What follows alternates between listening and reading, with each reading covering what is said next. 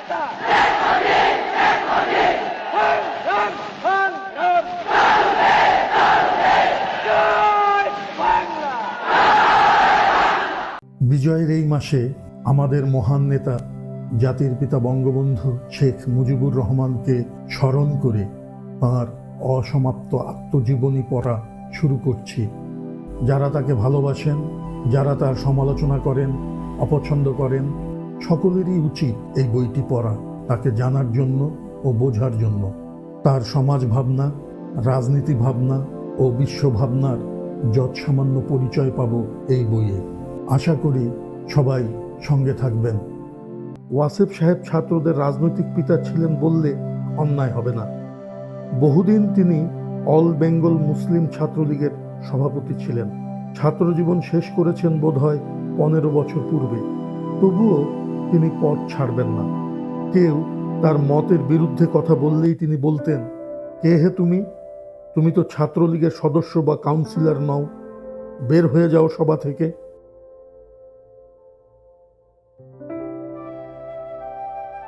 প্রথমে কেউই কিছু বলতো না তাকে সম্মান করে।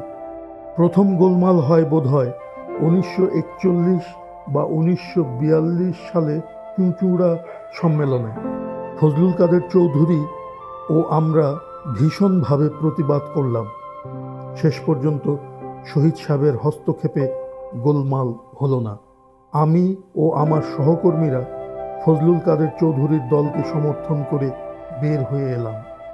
তখন সাদিকুর রহমান, এখন সরকারের বড় চাকরি করেন, প্রাদেশিক ছাত্রলীগের সাধারণ সম্পাদক ছিলেন। পরে আনোয়ার হোসেন সম্পাদক হন। বগুড়া সম্মেলনে আমরা উপস্থিত হয়েও সভায় যোগদান করি না, কারণ অল ইন্ডিয়া মুসলিম ছাত্র ফেডারেশনের সভাপতি মাহমুদাবাদের রাজা সাহেব ওয়াদা করলেন শীঘ্রই তিনি অ্যাডহক কমিটি করে নির্বাচন দেবেন।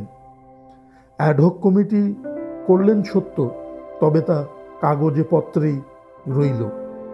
এই সময় ইসলামিয়া কলেজে আমি খুবই জনপ্রিয়তা অর্জন করেছি। অফিসিয়াল ছাত্রলীগের বিরুদ্ধে প্রার্থী দাঁড় করিয়ে তাদের পরাজিত করলাম। ইসলামিয়া কলেজই ছিল বাংলাদেশের ছাত্র আন্দোলনের প্রাণকেন্দ্র।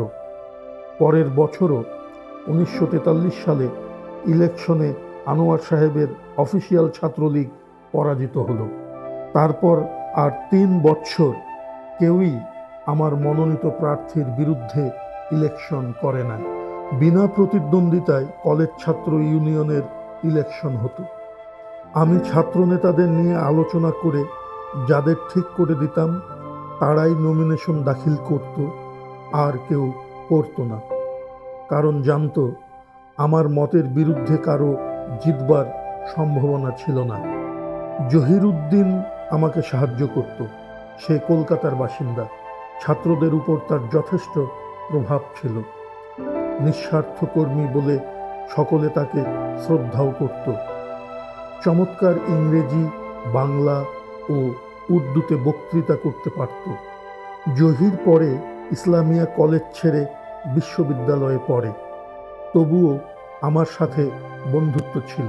কিছুদিনের জন্য সে কলকাতা ছেড়ে ঢাকায় রেডিওতে চাকরি নিয়ে চলে আসায় আমার খুবই অসুবিধা হয়েছিল। 1943 সালে ভয়াবহ দুর্ভিক্ষ আরম্ভ হয়েছে। লক্ষ লক্ষ লোক মারা যাচ্ছে। এই সময় আমি প্রাদেশিক মুসলিম লীগ কাউন্সিলের সদস্য হই। জনাব আবুল হাশিম সাহেব মুসলিম লীগের সম্পাদক হন। তিনি সোহরাওয়ার্দী সাহেবের মনোনীত ছিলেন, আর খাজা নাজিমুদ্দিন সাহেবের মনোনীত প্রার্থী ছিলেন খুলনার আবুল কাশেম সাহেব। হাশিম সাহেব তাকে পরাজিত করে সাধারণ সম্পাদক হন। এর পূর্বে সোহরাওয়ার্দী সাহেবই সাধারণ সম্পাদক ছিলেন। এই সময় থেকে মুসলিম লীগের মধ্যে 2টা দল মাথাচাড়া দিয়ে ওঠে, একটা প্রগতিবাদী দল আর একটা প্রতিক্রিয়াশীল। শহীদ সাহেবের নেতৃত্বে আমরা বাংলার মধ্যবিত্ত শ্রেণীর লোকেরা মুসলিম লীগকে জনগণের লীগে পরিণত করতে চাই, জনগণের প্রতিষ্ঠান করতে চাই। মুসলিম লীগ তখন পর্যন্ত জনগণের প্রতিষ্ঠানে পরিণত হয় নাই। জমিদার, জোদ্দার ও খান বাহাদুর নবাবদের প্রতিষ্ঠান ছিল। কাউকেও লিগে আসতে দিত না। জেলায় জেলায় খান বাহাদুরের দলেরাই লীগকে পকেটে করে রেখেছিল। খাজা নাজিমুদ্দিন সাহেবের নেতৃত্বে 1937 সালের নির্বাচনে ঢাকার এক খাজা বংশের থেকেই 11 জন এমএলএ হয়েছিল। 1943 সালে খাজা নাজিমুদ্দিন সাহেব যখন প্রধানমন্ত্রী হলেন, তিনি তার ছোট ভাই খাজা শাহাবুদ্দিন সাহেবকে শিল্পমন্ত্রী করলেন।